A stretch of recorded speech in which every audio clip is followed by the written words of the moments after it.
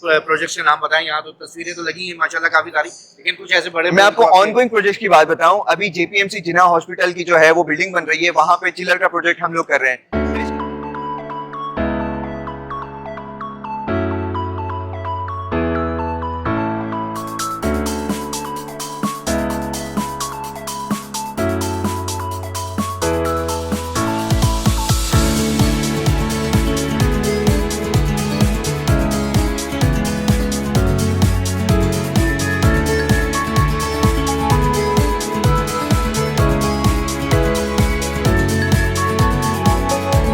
अस्सलाम वालेकुम नाज़रीन, इस वक्त हम DWP ग्रुप के स्टॉल के ऊपर मौजूद हैं। हमजा साहब हमारे साथ हैं। Hamza, thank you very much, आपने हमें टाइम दिया। हमजा, कैसा जा रहा है अब तक का एक्सपीरियंस HVACR एक्सपो का? अच्छा, पहली चीज तो मैं आपको ये बताना चाहूंगा कि ये 31st एक्सपो है, और एक्सपो इसलिए करवाया जाता है कि दुनिया जो है बड़ी तेजी से जिद्दत की तरफ जा रही है कि नई टेक्नोलॉजीज क्या आई है। एआई तो आ गई है, लेकिन एआई रेफ्रिजरेशन साइकिल के अंदर, रेफ्रिजरेशन सिस्टम के अंदर कैसे अपना रोल प्ले कर रही है, उस हवाले से भी जो है वो DWP ने जो अपना जो प्रोडक्ट है गिरी, उसको भी एआई के साथ जो है वो इंटीग्रेट करवा दिया है। तो इससे एक तो अवेयरनेस जो है लोगों को पता चलती है। सेकंडली ये कि DWP ने ये जो पूरा हॉल बुक करवाया है, इसमें जो हमारा मेन प्रोडक्ट है कि हम now we are working on made in Pakistan. सीटेल कायमा के साथ हमारी कुछ चीजें MOU साइन हुआ है, हम लाहौर के अंदर जो है हमारे HUs जो है वो लोकली मैन्युफैक्चर करें। फिर इसके अलावा डोमेस्टिक है, लाइट कमर्शियल है, कमर्शियल यूनिट है, वो स्टेप बाय स्टेप मैं आपको दिखा भी देता हूँ। तो जो दिखाइएगा इस दफा जो है, ये चूंकि आपने पूरा हॉल लिया है, तो इस पूरे हॉल को लेने की क्या वजूहत रही है और कौन कौन से प्रोडक्ट्स यहाँ पे आप डिस्प्ले कर रहे हैं, थोड़ा सा हमें ब्रीफ बताते जाइए। अच्छा, सबसे मेन चीज ये है कि देखिए, अगर कोई कस्टमर यहाँ पर आता है, कोई वॉकिंग जो है पर्सन यहाँ पर आता है, तो वो यहाँ आने के बाद ना कंफ्यूज ना, उसको पता हो कि यहाँ पर मेरे मतलब कि अगर वो मतलब डोमेस्टिक चीज देखना चाहता है, वो यहाँ पर अवेजा हुई भी है। अगर वो मिसाल के तौर पे किसी हॉस्पिटल में और वहाँ पे लाइट कमर्शियल की यूनिट लगाना चाहता है, वो यहाँ पर अवेजा हुआ है। फिर इसके अलावा अगर वो किसी कंसल्टेंट फर्म से ताल्लुक रखता है, या कोई कॉन्ट्रैक्टर है, या अपनी कोई FL बनाना चाह रहा है, हाई राइज बिल्डिंग बनाने की तरफ जा रहा है, या अपनी इंडस्ट्री को जो है वेल इक्विप करने के लिए जा रहा है, तो हर किस्म का इक्विपमेंट जो है वो हमारे पास यहाँ पर मौजूद है। डोमेस्टिक में कौन कौन से आपकी रेंज चल रही है यहाँ पे? अच्छा देखिए, डोमेस्टिक के अंदर ना सबसे मेन जो होता है वो जो दीवारों में हम लोग वॉल माउंटेड यूनिट जिसको कहा जाता है, अब लोग ना इथिकली और एस्थेटिकली जो है वो चीज को बड़ा फोकस करते हैं कि मेरा जो बेडरूम का जो कलर है, मैं उसके हिसाब से जो है अपने इंडोर को जो है वो डिजाइन करवाऊं। तो ये सारे कलर हमारे पास मौजूद है, पहली चीज ये। दूसरी चीज ये कि दुनिया के अंदर ग्लोबली टेम्परेचर जो है वो बड़ा डिस्टर्ब हुआ है, बढ़ रहा है, टेम्परेचर बढ़ रहा है। तो हमारे पास जो है अभी जो लेटेस्ट सीरीज है T3, मतलब अगर आपका एम्बिएंट 65 डिग्री सेल्सियस है और -20 डिग्री सेल्सियस है सर, उसमें भी ये यूनिट परफॉर्म करेंगे।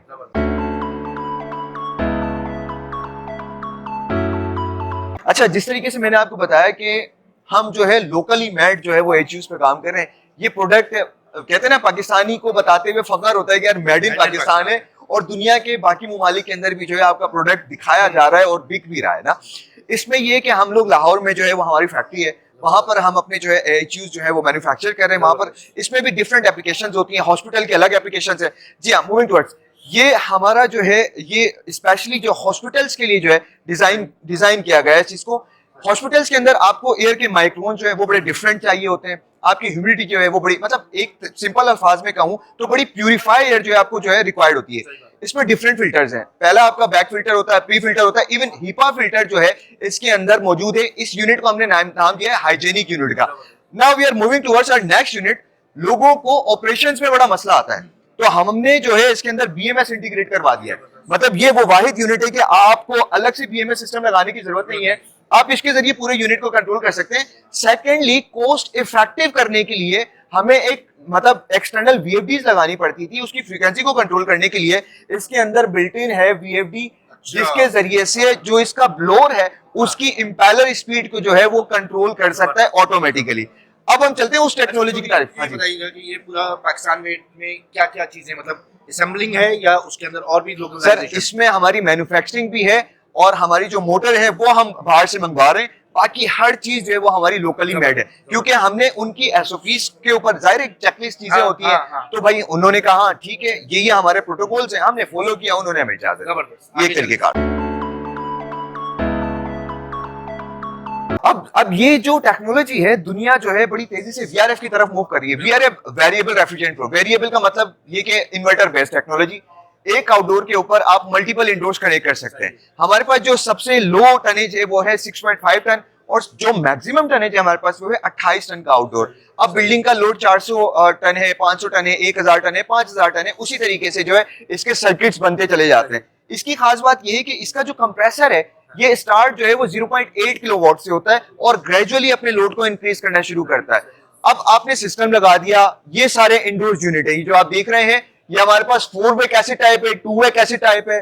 इसके अलावा हमारे पास फ्लोर स्टैंडिंग ग्री का वीआरएफ वो वाहिद वीआरएफ है जिसमें आप फ्लोर स्टैंडिंग यूनिट भी जो है वो इंटीग्रेट करवा सकते हैं।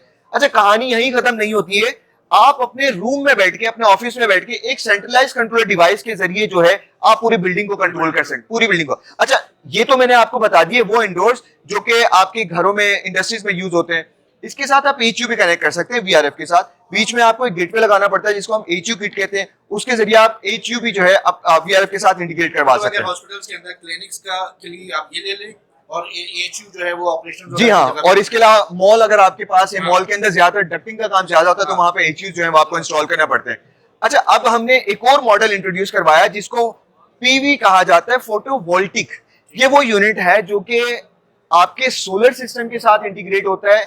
आपको कोई एक्सटर्नल इसके साथ इन्वर्टर लगाने की जरूरत नहीं है, जस्ट डीसी पावर आपने कनेक्ट करना है और आपका ये सिस्टम जो है सोलर के साथ कनेक्ट होकर रन करना शुरू कर देगा। हमारे पास 2 किस्म के यूनिट है, एक जो है साइड डिस्चार्ज यूनिट है, एक हमारे पास टॉप डिस्चार्ज यूनिट है। ये देखें, ये साइड डिस्चार्ज यूनिट हो गया और ये हमारे पास जो है वो टॉप डिस्चार्ज यूनिट हो गया। ये लेटेस्ट मॉडल है एआई। एआई का मतलब क्या है, एआई को कैसे इंटीग्रेट कर रहा है, जिस तरीके से वेदर फोरकास्ट को मद्देनजर रखते हुए ये ह्यूमिडिटी को ऑटो एडजस्ट करना जानता है। फिर इसके अलावा ये 15% मोर फास्टर है कंपैरेटिवली प्रीवियस वर्जन जो हमारे थे। मिसाल के तौर पे एक बिल्डिंग 1 घंटे में ठंडी हो रही है तो ये पौने घंटे में ठंडा कर देगा। सेकेंडली ये कि इसकी जो पाइपलाइन थे, आप इस आउटडोर को 40 फ्लोर्स पे रख के ग्राउंड के ऊपर जो है अपने इंडोर यूनिट्स को जो है वो आप उसके अंदर कूलिंग जो है वो अवेल कर सकते हैं। फिर इसके अलावा जो है ये मोर इफेक्टिव है इलेक्ट्रिक कंजम्पशन के पर्सपेक्टिव से, ये बिजली भी कम कंज्यूम करता है। जो आपने कहा था कि एआई के बेस्ड है और वो खुद ही अपना जो है डेटा इंटीग्रेट करेगा ये। हाँ, उसमें मैनुअल कोई करने की जरूरत देखिए, पहले वाले मॉडल्स के अंदर हमें मैनुअली जो है वो ह्यूमिडिटी सेट करनी पड़ती थी। अब इसके अंदर क्या है, वेदर फोरकास्ट को एआई बेस्ड है ना। बात ये कि एआई सिर्फ ऑटो ड्राइविंग की हद तक महदूद नहीं है, एआई जो है अब एचवीएसी में भी आ गई है, इलेक्ट्रॉनिक्स में भी आ गई है, इलेक्ट्रिकल में भी आ गई है, डेटा सेंटर्स में भी आ गई है।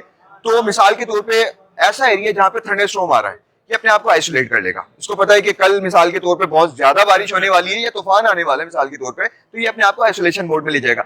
आहिस्ता आहिस्ता देखिए एआई जो है वो आपकी एचवीएसी सिस्टम के अंदर मजीद अपना मेजर रोल बनाने की तरफ जा रही है। एंड मैं प्राउडली बात की कह सकता हूं कि we are working on it. अब ये जो प्रोटोटाइप आप यहाँ पर देख रहे हैं, देखिए आपने डिफरेंट सिस्टम लगा दिए, आपने वीआरएफ लगा दिया, आपने जो पैकेज टाइप यूनिट लगा दिया, आपने चिलर लगा दिए, और इसके अलावा जो है देयर आर मल्टीपल यूनिट्स आपने एचयूज लगा दिए हैं।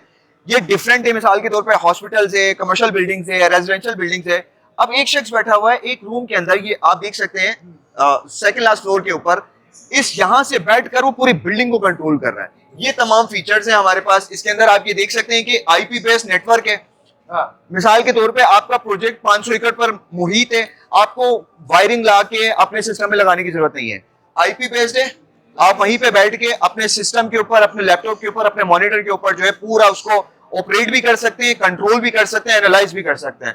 फिर इसके बाद आईओ डेटा कंट्रोल है। इसका मतलब ये होता है कि जितना भी डेटा इसके अंदर आ रहा है, जिस तरीके से मैंने कहा ना, आप एआई को जब इंटीग्रेट करवाते हैं तो इसका एक कंट्रोलिंग सिस्टम जो है, एक्सेस जो है वो मजीद स्ट्रॉन्ग हो जाता है। फिर मल्टी प्रोटोकॉल डेटा है, जिस तरीके से मैंने बताया ना कि वीआरएफ हो गया, चिलर हो गया, एचयूज हो गए, एफसीयूज हो गए, सबका डेटा उठा के जो है आपको वन विंडो सोल्यूशन जो है वो दे रहा होता है। फिर हम एक चीज होती है, ये एक्सपेंशन का डेटा भी जो है वो हमें प्रोवाइड कर रहा होता है। वायरलेस एक्सपेंशन है, कोई वायर लगाने की जरूरत नहीं है, एक्सटर्नल वायर की किसी चीज की जरूरत नहीं है। और ये बेसिकली ये इसकी सारी ये सीरीज है, फिर इसकी डिफरेंट सीरीज है। इसमें इसका मतलब ये है कि कंट्रोल पैनल, कंट्रोल रूम में जो बंदा बैठा है उसका काम आसान से आसान तर होता जा रहा है। जी हाँ, बिल्कुल ऐसे ही है। बिल्कुल ऐसे। हाँ, जिस तरीके से हम वाईफाई के जरिए अपने मोबाइल पे, पहले के दौर में इंटरनेट लेने के लिए आपको इंटरनेट जो है लैपटॉप में वायर लगानी पड़ती थी, अब वाईफाई के जरिए जो आप मोबाइल में कंट्रोल, तो ये आईपी बेस्ड है। आपने आईपी इंटीग्रेट किया इसके अंदर और आप अपने सिस्टम के जरिए पूरा मॉनिटर कर सकते हैं। अच्छा जी, ये कौन सी क्या वॉल ऑफ फेम आपने क्या बनाई है? वॉल ऑफ फेम का मतलब ये है कि देखिए हम आपके रेजिडेंशियल में भी काम कर रहे हैं, कमर्शियल में भी काम कर रहे हैं, इंडस्ट्रीज में भी काम कर रहे हैं, हॉस्पिटल्स में भी काम कर रहे हैं, फोर्सेस के साथ भी काम कर रहे हैं, चाहे वो आर्मी हो, नेवी हो, एयर फोर्सेस हो।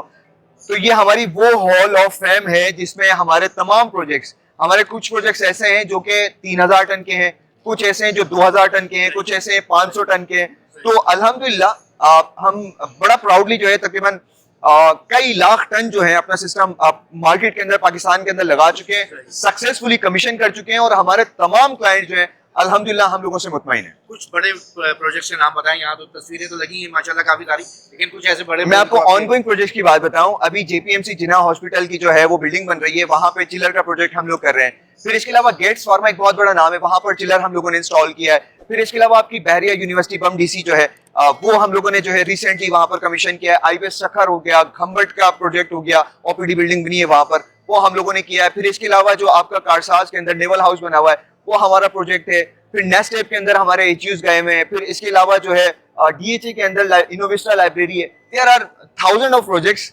मैं आपको ये वो चंद मेजर प्रोजेक्ट बता रहा हूँ। बाकी इसके अलावा रेजिडेंशियल साइट्स में भी बहुत सारे प्रोजेक्ट्स हैं।